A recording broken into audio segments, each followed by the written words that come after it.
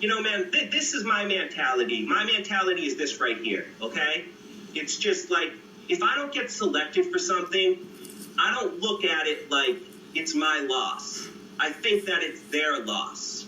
You know, if I go out to Hollywood and I book something, I don't sit on it, okay? I think that that's great, and I'm glad that I booked that show, but my mentality is live your life like you didn't book that show and go and book the next one, okay? I'm a Patriots fan. A lot of people don't like the Patriots, okay? You talk to Tom Brady, and they ask him, they say, Tom, you have 4 Super Bowl rings. They say, what's your favorite ring? He responds, he says, the next one. And that's the same mentality that I bring with me when I walk around outside in this world, everywhere. That's what I think about. I'm not stuck in the past. I think about the next one, the next thing that I'm going to do.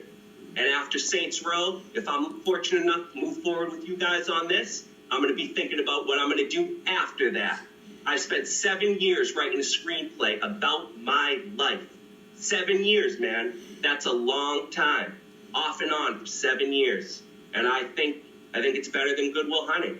But I understand the game, man. I was in LA for 10 years. It's all about connections, And I got connections. People know me, and I know people. So sky's the limit for me. I took classes, man, in LA, acting classes. The first teacher said to me, he said, John, he said, your eyes, your smile, he goes, you are so castable. The second teacher said to me, John, he goes, you can make a lot of money in this town. He goes, you just kind of come off like a loose cannon. He goes, but if you can learn to let people trust you more, you're gonna make a lot of money in this town. And the third teacher said, John, one of 2 things are gonna happen to you. You are either gonna get your own television show, or you're gonna end up in a mental institution. I just want you guys to know that sky's the limit, man. My future is bright. I know that. I follow my intuition. I don't listen to what other people say, naysayers. I used to always listen before I went out to LA. I used to listen to people say, they'd say, what do you want to do? I say, I want to go out to LA and act. And they'd say, do you know how impossible that is? Do you know how many people go out there? I'd respond back. I'd say, why, did you ever go out?